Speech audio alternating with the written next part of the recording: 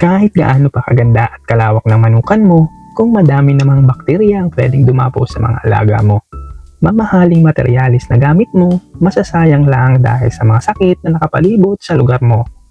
Diskarte namin, disinfect every month sa manukan para lahat ng bakterya na nagkalat ma-eliminate agad.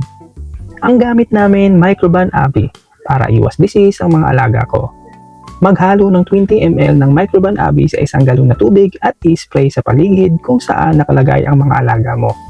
Huwag mag-alala dahil safe itong gamitin kahit andyan ang mga manok mo.